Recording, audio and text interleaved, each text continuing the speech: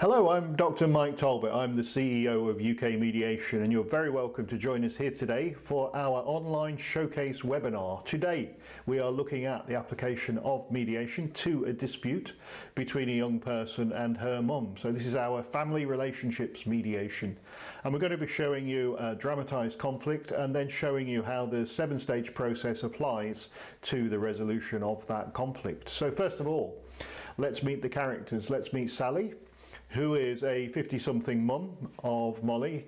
Sally works. Sally's got a couple of jobs. She has Molly at home on her own. Dad has gone, so Sally is the single parent. And this is Molly. Molly is a 17-year-old. She's at college. She lives here with Mum and her sister Ellie. Ellie is a younger sibling, so Ellie's 5. And the two of them live in a house. There has been some friction. So there has been friction with how Molly spends her time, her lifestyle, who she's spending her time with, and some issues to do with her attendance at college. And what we see in a moment is the conflict building up between Sally and Molly around some of those issues. So what you're going to see is, in a second, is the dramatisation of that conflict and how this leads to a situation where mediation gets involved, and then we're going to see how that mediation plays out across a series of steps and stages. I'll be interrupting from time to time to tell you what's happening and to narrate the action. But for now, let's see how the conflict builds between Sally and Molly.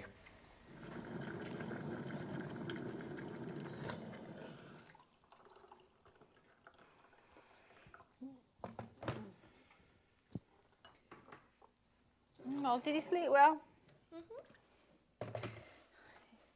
In college this morning? Yeah. What time are you going in? 9. How are you getting on with that piece of portfolio evidence? Are you struggling with that a bit? Fine. What time are you back? Normal time. Aren't you eating breakfast with me? No. Molly, bring your bowl down when you finish with it. I'm sick of all that stuff being in your bedroom.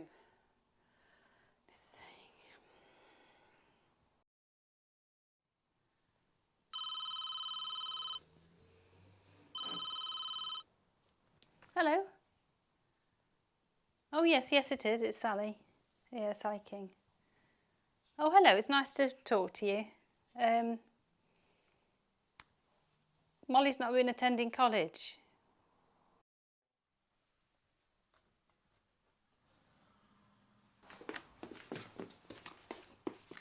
Molly. Where have you been? You've been missing for 2 days. Been with friends. I've rang all your friends. Well, I've been with friends. Why does it ones? matter? Just friends. I've been worried about you. It's just with friends. And college is just wrong. Oh, What's fuck going off! on? Why Molly, does this it conversation's matter? not over.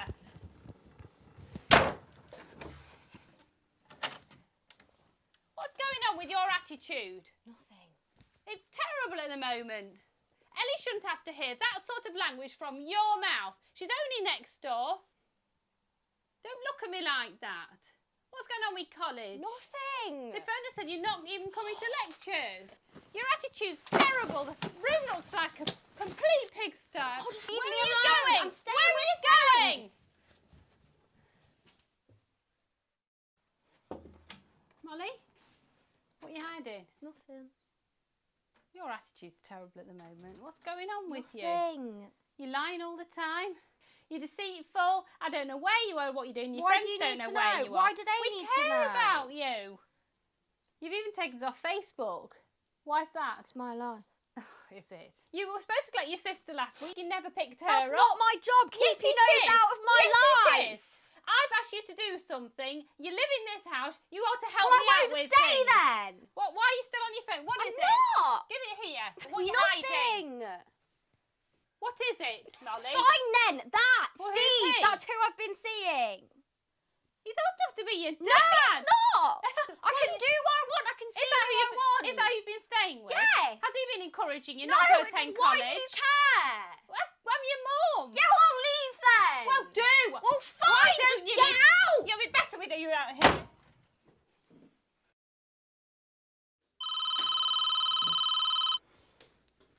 Hello? Yeah. Sorry. You're a homeless charity. Oh, you've got Molly with you. Oh, thank goodness for that. Is she all right?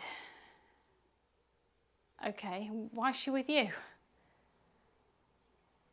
Yeah, I knew what was happening to her a couple of days ago because her friend Sophie has spoken to me.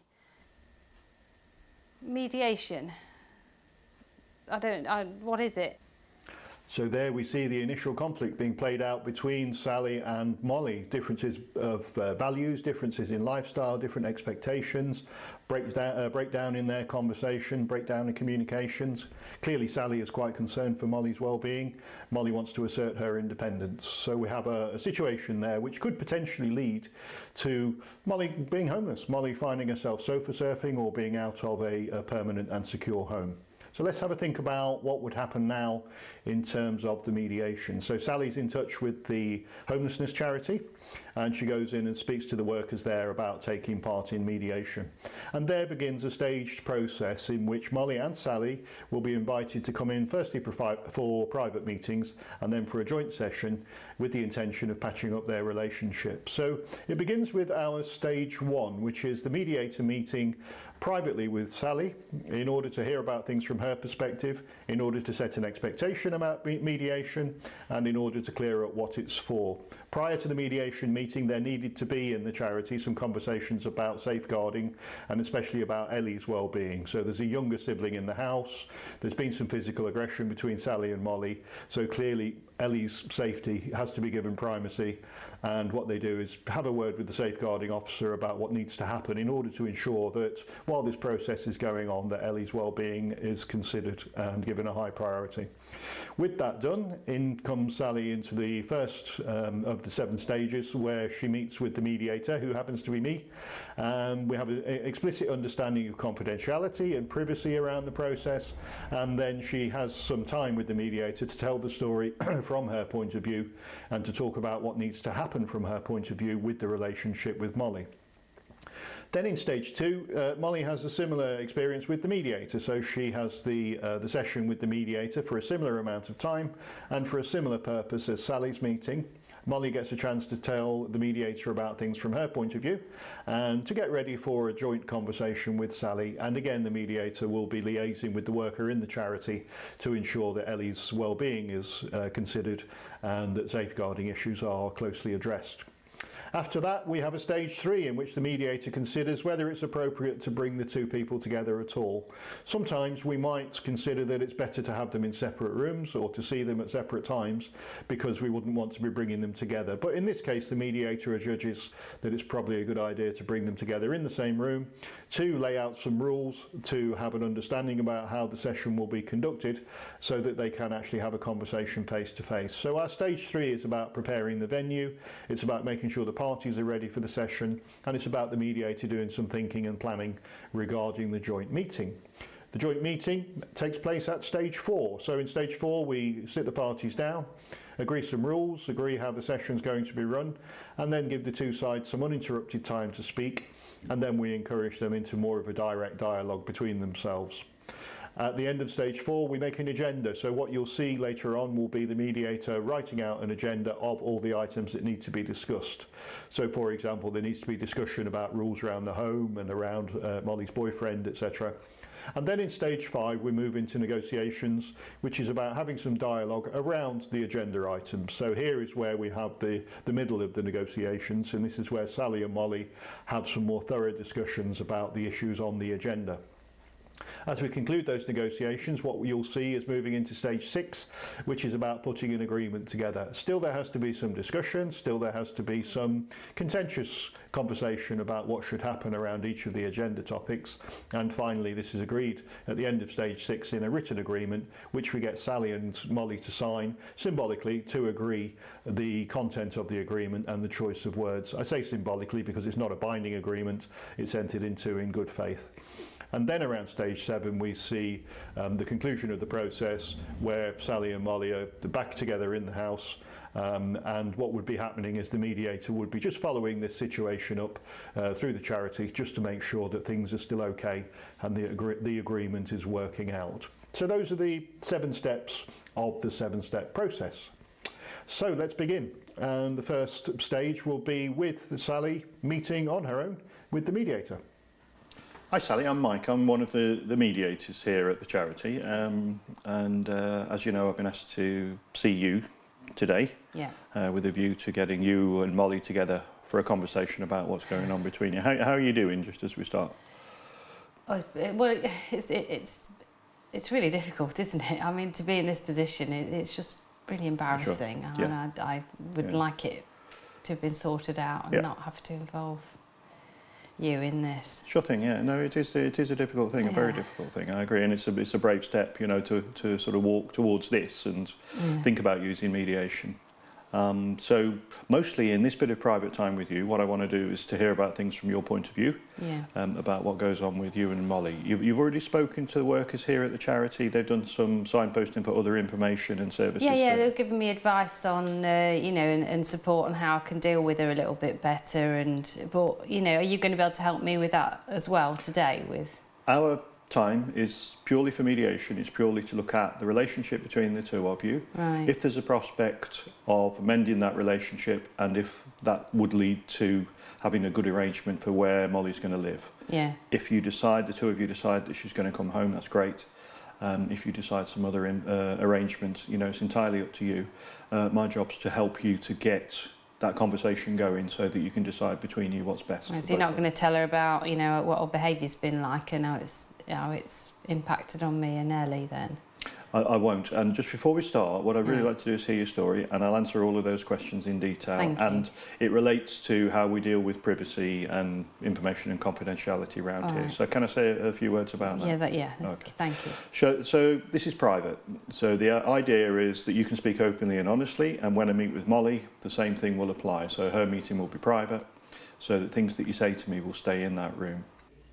So this is the point at which the mediator describes the boundaries for the session, and there usually has to be some discussion around this, around the privacy, around the purpose of the session, around how things won't be disclosed unless there's any concerns about safety or risk of harm.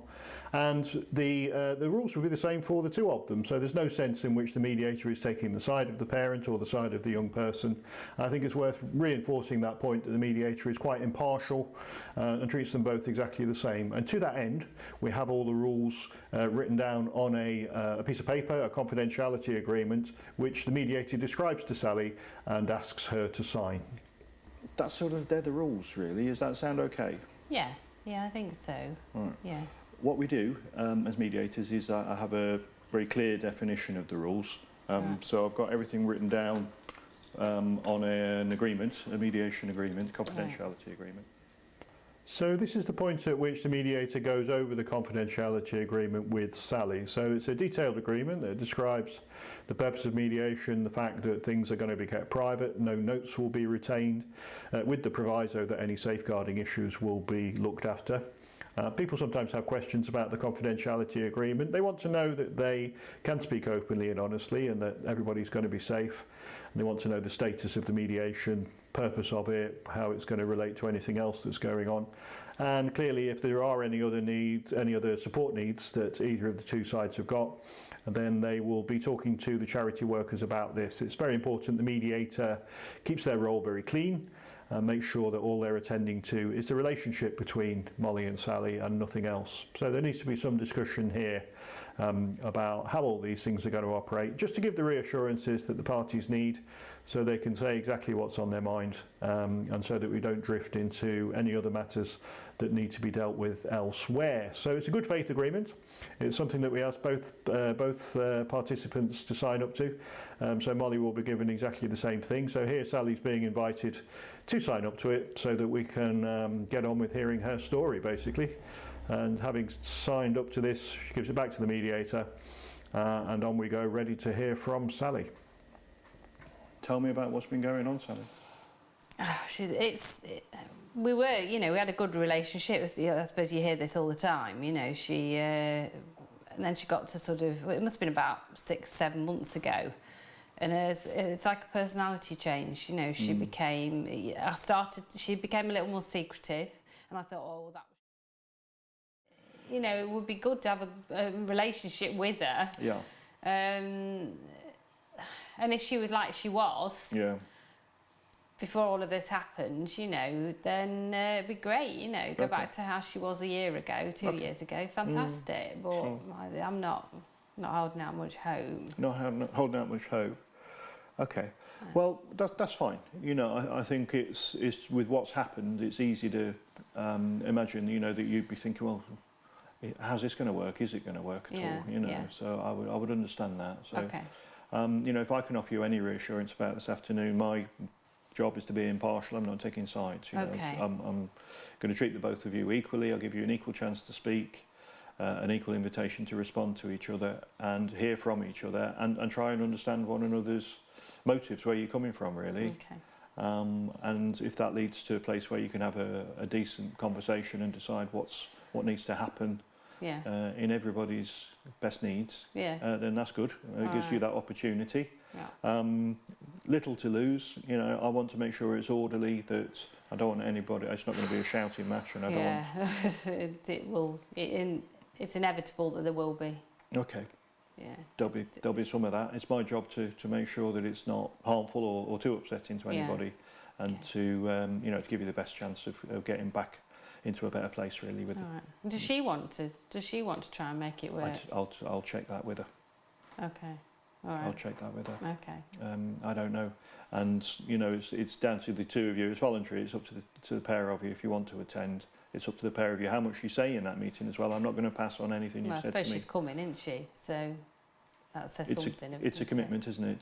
The two of you have chosen to turn up, and that's a pretty good start. So. Yeah. Okay.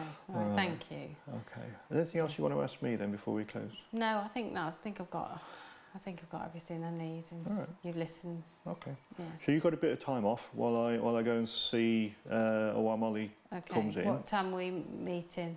In about 20 minutes, I think. Okay. So I'll see her, give her a similar amount of time as I've seen you for. All right. So you can, you know, go for a wander, go up the town or something now. All right, and thank you. And I'll see you later on. All right, thank you. All right. Yeah.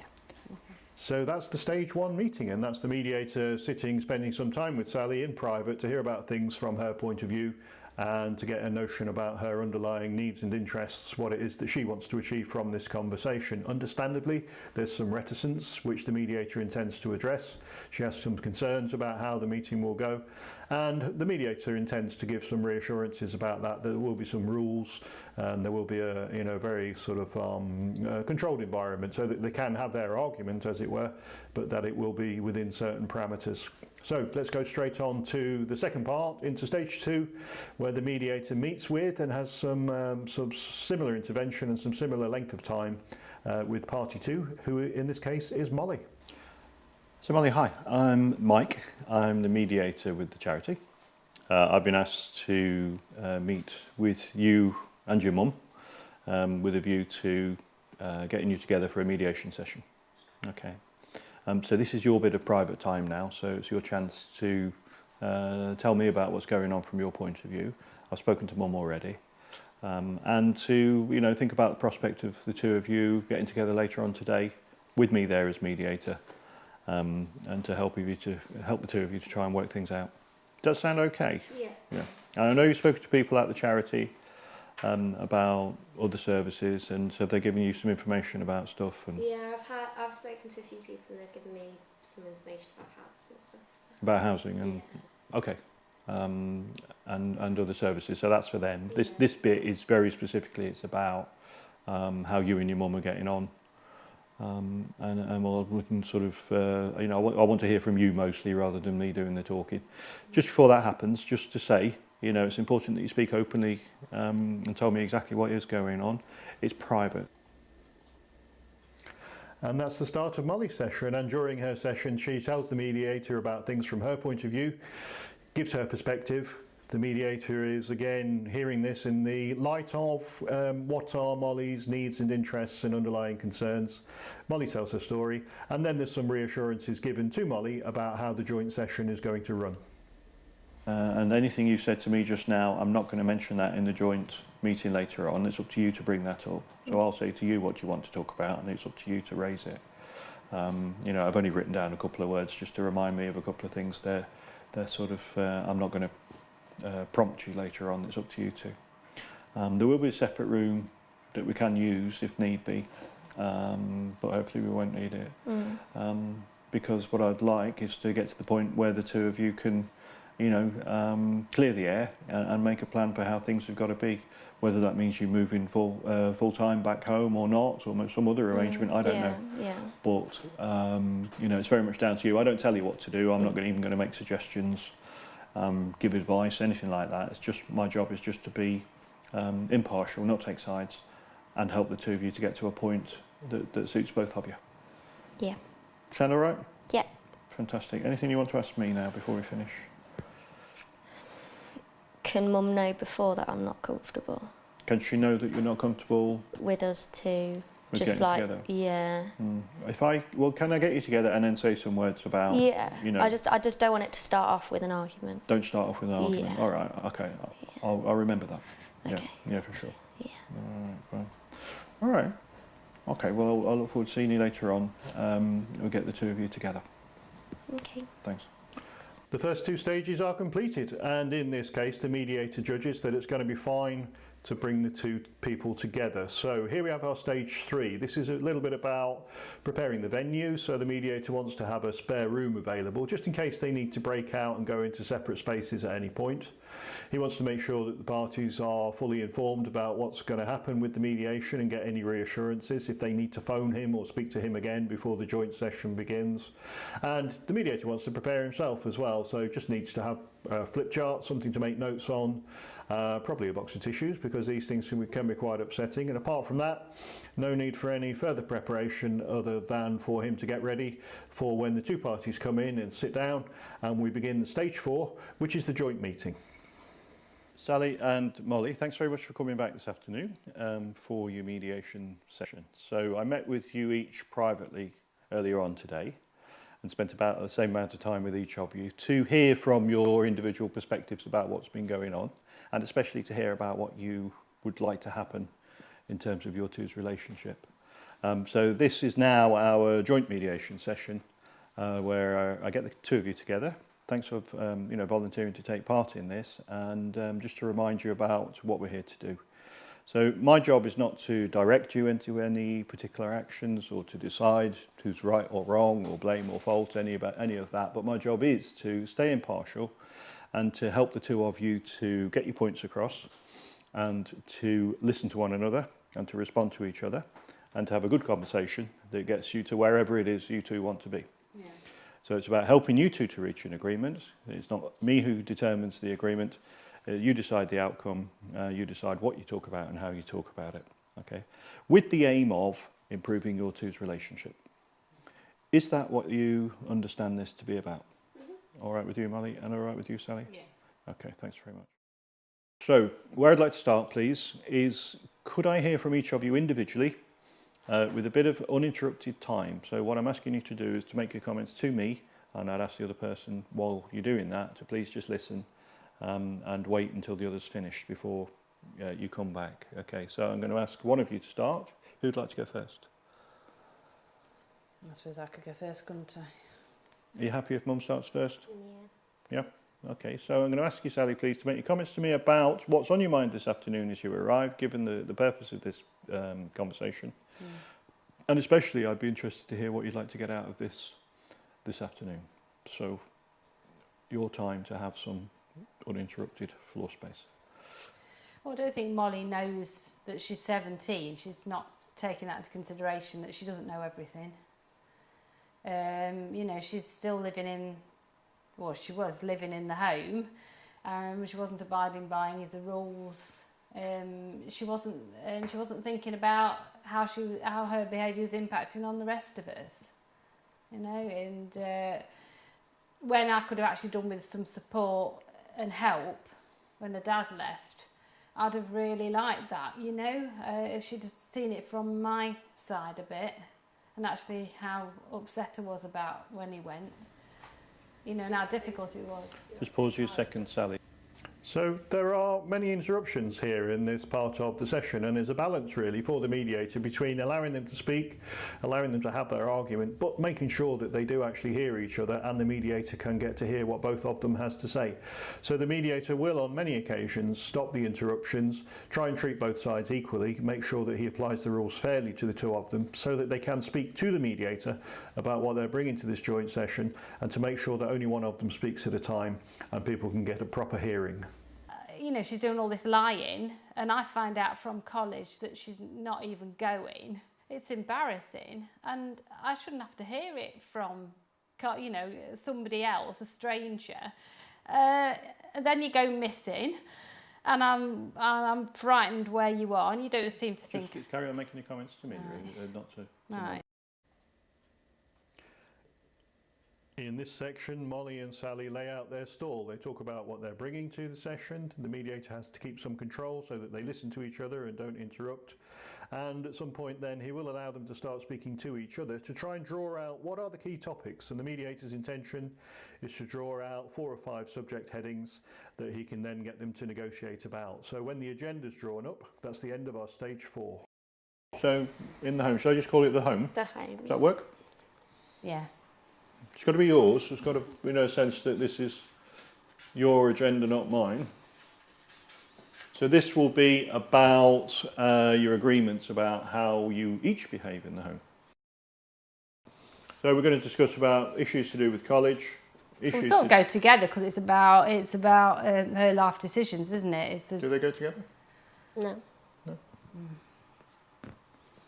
I'm going to put them down as separate. If they meld together, they do. But like I say, you know, you've got to agree about this. It can't come from me. It can't come from just one of you either. So. Yeah.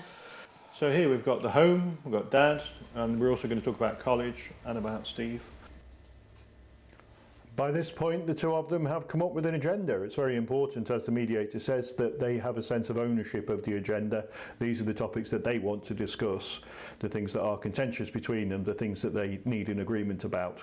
This is the end of our stage 4, and the next part is to begin the negotiations. From this point onwards, the mediator is going to encourage them to speak more directly to one another, and he's going to have less involvement in the discussions, other than reframing what they say so that they're talking mostly about the future, other than ensuring that they do speak in turns, that they listen to each other, that they respond to one another's points, and that we get into the heart of the negotiations around the agenda that they've now come up with. This is our stage 5. Right. Pick one of these. Where are we going to start?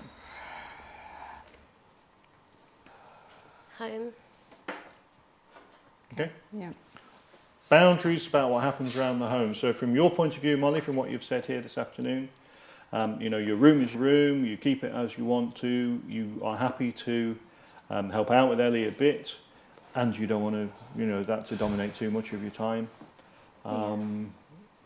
Mum, your expectation is that Molly will contribute to the home, that she will, you know, do certain things around to do with the room and so on and so forth, and Looking some help with Ellie. Yeah, Ellie and stuff, yeah. Okay, great. Talk about that too.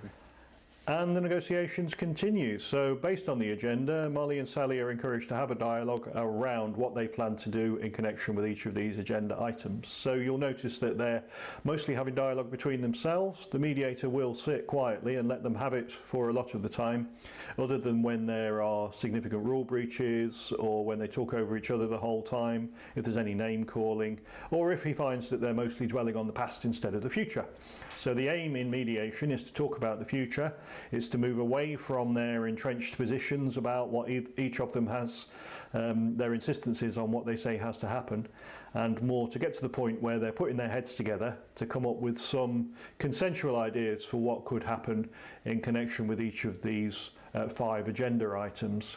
So the intention is that the mediator puts things up on the chart in their words, not in his words, so that the chart in effect becomes their draft agreement. Some of it's more difficult than others, so there are some particularly contentious subjects. Some are easier to talk about, like bringing the pots back downstairs, and some are rather more sensitive, especially when they get to talk about Dad and when they get to talk about Molly's boyfriend Steve. So all the time the mediator's having to record their points of agreement, keep the conversation going in a future focused way. Doing well, getting through our list. What else do you need to, well, what do you want to pick now, really? We know I what you want need to talk about Dad. Talk about Dad. Shall we go there, Mum? We can do, but Okay. it's a difficult subject. Okay. Molly, what have you got to say about Dad?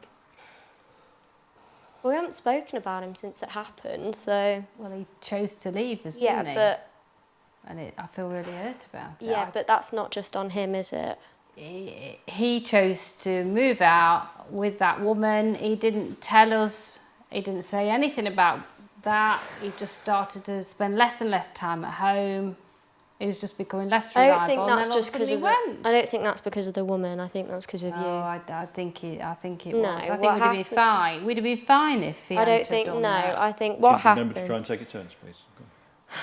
I think what happened is you drove him away. That's very, very definitely not the case. You see things. Yeah, but you're saying that because you're trying to defend yourself. No, he chose to step away from the relationship. He was married with 2 children, and he chose that he wanted a different life. Because of you. No, because he didn't know. Because he didn't like the life that he was living. Yeah, and that's because you made it hell. That's because there's too much responsibility. No, because you put too much responsibility on him. No, I didn't. Yes, I you didn't. did. You're sort of thinking that I did, but actually He's the one who used to work. he worked, but then You only worked after he left. But then he wasn't coming home when he was supposed to be coming home. He didn't bother Because he joining was us working. he didn't join us for meals. It was He didn't want to be with you. He didn't want to be near you. He didn't want to be near the family. But he could have made some effort to be part of the You family. weren't making any effort. He stepped No, away what- from no, us completely. what happened was he you didn't were- want anything to do with Okay, us. pause a second. So, in a way, it's a useful discussion to have. And if you are going to have it, what I need is for you to take it in turns, number 1, and keep the volume down, number 2. Okay, you did agree at the start that you would try and moderate the volume, and you agreed you wouldn't interrupt. So try and stick to that, please. So you've got different ideas about what happened with Dad, you know. You go. He chose not to be a family, and you sort of take that I was telling him what to do and telling him where he should be, and you said I was controlling him. You were. It was because he was never here. He was never where he was supposed You to be. drove him away. It was the That's other way why. round. I started doing If you that weren't the because way- he if wasn't you weren't the there. way you were with Pause a second. I need you to take it in turns, and I need you to keep it at moderate volume. So the mediator's urge throughout the stage 5 is to try and keep them focused on the future, albeit that there needs to be some discussion about the past. It would be unrealistic to suppose that they can straight away sit down and start to talk about, okay, what shall we do differently from now on? And as you see in that clip, there's a need to go over in quite a contentious way some of the past issues. Molly's got her own ideas about what's happened around the dad situation. Sally's got her own ideas about what's happened. They don't have to agree about everything, and probably won't get to the point where they've got exactly the same narrative about events in the past that bring them up to the present. But what the mediator can encourage them to do is to try and get a shared narrative about what should happen to move from the present into the future. And clearly the dad issue is quite contentious, and the Steve issue would be quite contentious too. So this would take us to the end of our stage 5, which is the end of the negotiation phase. And the next part that you'll see is the mediator helping them to put together an agreement, which is what makes up our stage 6. Now there's still got to be some discussion, there's still going to be a bit of disagreement, but essentially they've had the body of their argument in a controlled way within the rules that they've agreed at the start of the session, and albeit there is a little bit of argument that continues in the agreement writing phase, this is where we begin the agreement points, the beginning of the end. This is our stage 6. Look at that, tell me if that feels like it's enough for Molly, you to be getting back into the family home, Sally, for you to feel as if that arrangement is going to work and be okay, and that this will get your relationship back on a better footing for now. You know, I'm not suggesting this is going to solve everything or be a miracle cure, but is this enough for the two of you to get back to where you need to be? I think if we both stick to it, then I can probably be comfortable at home. And I think there's got to be good faith there. You know, it's got to be an intention to stick to it and try and do your best to do so. It'll make a big difference to how we live together. And if we can do Ellie. that. Okay. Yeah, and Ellie. Yeah. Good. So with those points of agreement, it can be helpful to write them up. I said at the beginning, I only write things down for you to take away if you want me to. Would you like that going on in an agreement form, as it were? Yeah, I think so.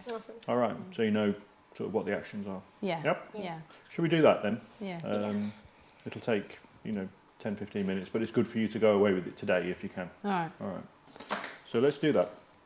So what I'm going to do is write this up onto the agreement form. Okay. Yeah. So let's start then. Let's start at the top. My name, today's date, who you are, and we start with number 1. So the first thing then is all to do with the home. And what if things don't work out? What if things go wrong between you in the meantime? What are you going to do?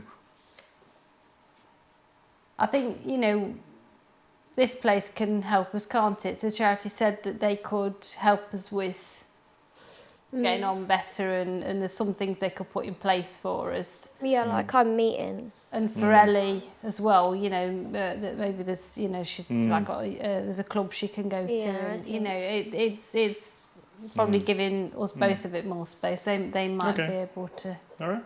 Yeah. So in the meantime, before I follow up in 6 weeks, if you speak to the guys here, Yeah. and if need be, if you need any further help, any further mediation, then they can arrange for me to come back in and see you again. Yeah. Right. Okay. Yeah. Right. Yeah. There we go. So it's your name's on the back,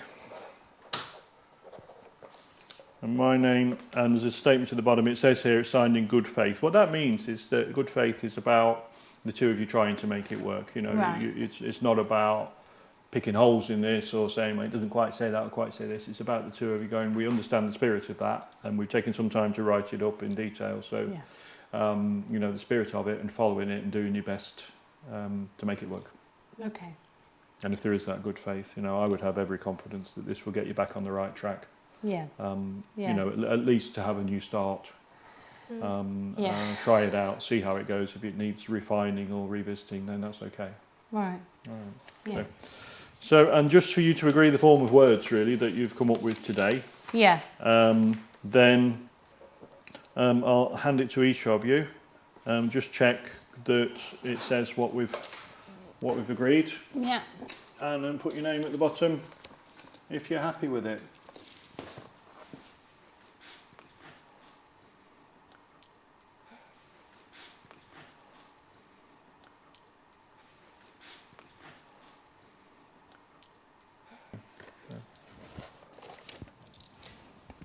Thanks very much. So what I'll do is just before you leave, I'll pop out and get a photocopy of this so that you both get a copy to walk away with. You'll have that in your hand when you leave today. Yeah. You've done your mediation. You've done very well. Worked very hard at it. Thanks very much for that.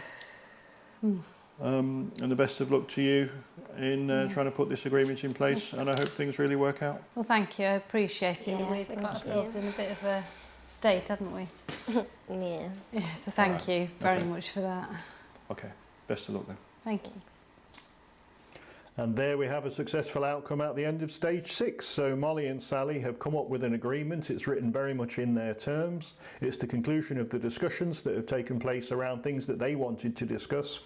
And especially you'll notice towards the end of the stage 5, and when they're talking about the particularly contentious issues like around dad, the discussion is very much on their terms. There's no sense in which the mediator has taken sides representing the parents' interests or advocating for the young person's interests. So he's remained impartial. They've got an agreement. It's very much about how they want to resolve things, and they would feel as if they had ownership of that. To that end, the mediator copies the agreement on the day, gives it to them so that they can walk away with that sense of a prize. You can see how tired they look. They've done some hard work, and they have a prize of a written agreement at the end of it. That concludes stage 6, and stage 7 really is about following up. So we close the session down, and we will follow up with them probably after about 4 or 5 weeks in this kind of case, just to make sure that the agreement is holding up and that there's no need for any further support There would have continued to be ongoing conversations around safeguarding, and the charity would want to be sure that Ellie's needs have been given consideration. The initial setup involved some physical aggression, and we wanted to be sure that Ellie wasn't being affected by this and that her needs are given primacy. So there we have it. They go away with the agreement on the day, they get followed up, and that concludes our process. So let's just to finish off this part, let's see how they've ended up when they get back home after a couple of weeks of living in this new environment with this improved atmosphere.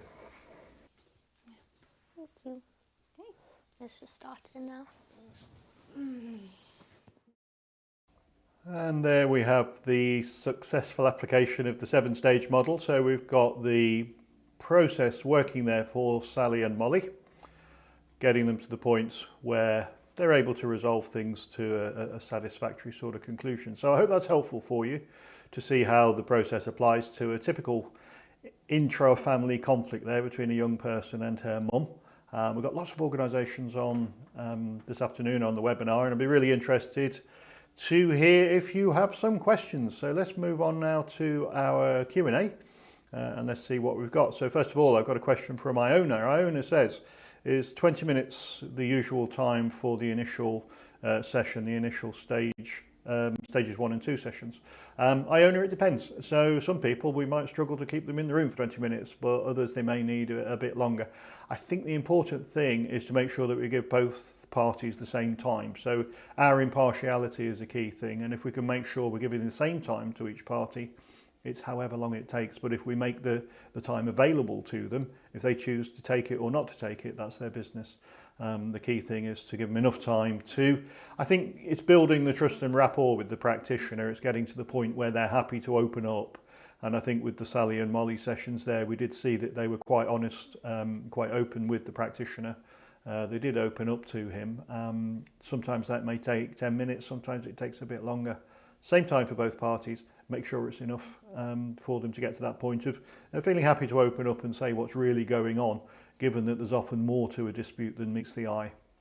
And I think in this case there's the underlying issue, particularly thorny issue about Dad, and the underlying unfinished business that the two of them have got about Dad. And in this case they've agreed to talk to it and take it elsewhere. But if we hadn't given them enough time, I don't think we would have got to the heart of the matter in talking about that thing that really concerns the two of them. So thanks for that, Iona. Another question here by email. What if one or both of the parties is reluctant to attend?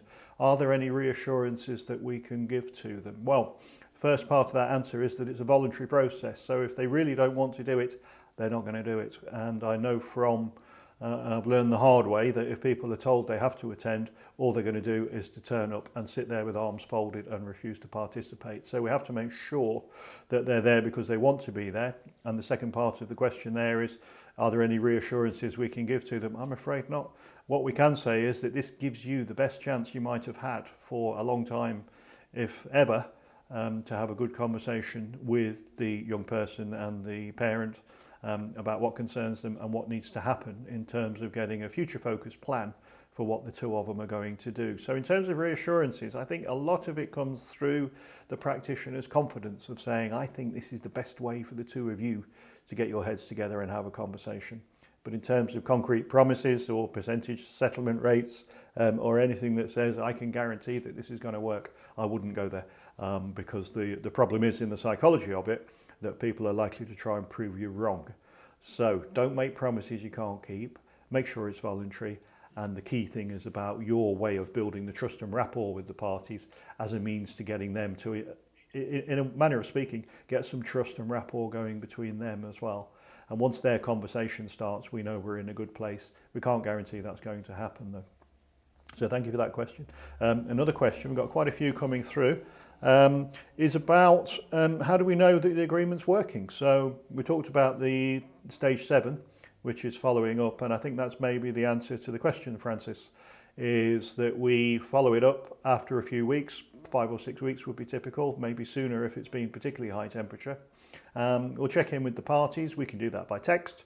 We can email them if they're up to that, or we can phone them. So whichever method suits them best. We do it privately with each of the two parties.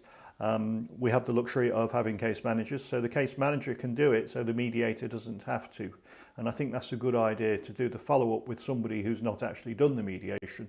Otherwise there's a danger that you take the lid off everything and it opens it all up again.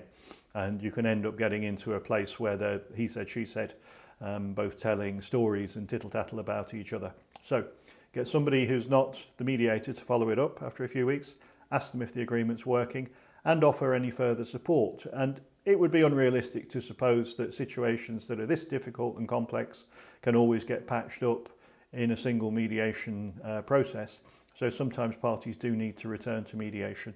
And with some families, it might be a case of repeat sessions, repeat visits, repeat joint sessions with them. So once we've followed up to see if the agreement's working, then to offer and to provide further support if it's required. So thanks very much for that question, Francis. There's one here from Scott. So Scott, there's a question about, do we usually find that mediation leads to the young person going back into the family home? Well, it depends really.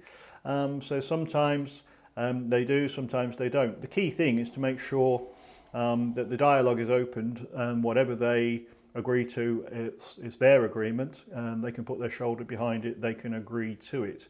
So sometimes it is agreed that the person does not come back to the family home. Sometimes that's better. Sometimes it's a better situation that the person does not come back into the family home. So just as an aside, there has been some debate about whether we should call this homelessness prevention or homelessness mediation. And I think the key thing there is that we're not necessarily preventing the person from leaving the home. It may be that that's a good outcome. So we're kind of cautious about calling it homelessness prevention, or rather, a process to make sure the person doesn't leave the home. Perhaps they do. Another little follow-up here from Iona. So another question. In doing the mediation, is it realistic to do it in a day in terms of people's schedules? Does this work best, or can you be flexible? I think flexibility is usually the best answer, Iona. If you can do it in a day, great. But if people have other commitments, responsibilities, it means you can't do it in a day, that's fine. What I like to do is to contain it within a period of a few days. If we can do it in the same week, that's better, I think, Iona. So do the initial meetings on a Monday, see the two parties individually, and hopefully if we can get them together later that week, that would be ideal. What I do find is that doing the initial sessions and using some of the skills that we do as mediators, it brings to the surface the issues and gets people thinking in a slightly different way about their conflict. So rather than being very positional and very insistent about what's got to happen, it brings into their minds their underlying needs and concerns and what it is they actually want to achieve for themselves in terms of, the relationship that we're talking about. So individual meetings, hopefully, preferably, to be able to get a joint session within the next few days, and ideally within the same week. So it doesn't have to be the same day, but don't leave it too long. Okay, so let's have a look at a few other things that we've got coming up for you. So you can join and find out about all of our webinars by going to our website /webinars and learn more about which webinars we've got coming up as well. I'm just going to mention a couple for now. So we have one about mediation in the emergency services coming up this month, and this is all about looking at workplace disputes, grievance type issues, allegations of bullying and harassment, poor communication between work colleagues within the emergency services. So the reason we do a specific one for this is that these are high stress environments. There are distinctive characteristics of working for the police, fire, ambulance, and we'll be looking at how we have over the last 20 years applied the techniques of mediation to workplace disputes in this particular arena, and this is going to be on Friday 12th of April. The one after that is in May, and this is how mediation works. I just need to explain what we mean about that. So my own doctoral work has been about looking at the psychology of conflict, looking at the underlying processes as to why we do mediation the way we do. So some input on the psychology of conflict, why we end up in disputes, why we design a mediation process the way we do, and I'll be talking about my own distinct model of mediation, which is what UK Mediation has been using for the last 20 years or so, and explaining why we do what we do as mediators. So this might be for people who are just beginning to train in mediation. It would be equally useful for people who are more experienced and who've maybe been doing mediation for a while. So we're looking at the underlying psychology and thinking about why we do what we do. And you can see this and join us on Friday, 10th of May. And our Workplace Mediation Showcase is our very popular live event. So this is a forum theatre event where we enact a workplace mediation. You're seeing the same steps and stages as you've seen illustrated today with Sally and Molly, but we're actually doing it live in front of an audience, so putting ourselves out there to enact a mediation and talk about the steps and stages. So I'll be the mediator on these days and looking at resolving a dispute between two work colleagues in front of your very eyes. So we're doing that in Manchester on the 16th of May, and then we go down south a week later on the 24th of May to London. And again, you can find out about all of these events and more by visiting our website and look for /events. And of course, we like you to keep in touch, so please do. If you've been watching on YouTube, as most of you will have, if you can like and subscribe. Do follow us on Twitter. You can connect with me personally or with the UK Mediation LinkedIn. And it'd be great to have a look at our Facebook page as well, like our Facebook page. So plenty of ways that you can keep in touch with us, upcoming events, future webinars, and all sorts of good stuff. So it'd be good to keep in touch with you. So that's pretty well us for this Friday afternoon. It's been great to have so many people join us. Thanks ever so much for your questions, some of which we'll be following up on email afterwards. There was a few too many to get in for today. So this will be the end of our webinar for now. Thanks ever so much again, and we look forward to seeing you on a future event. And for now, have a good weekend.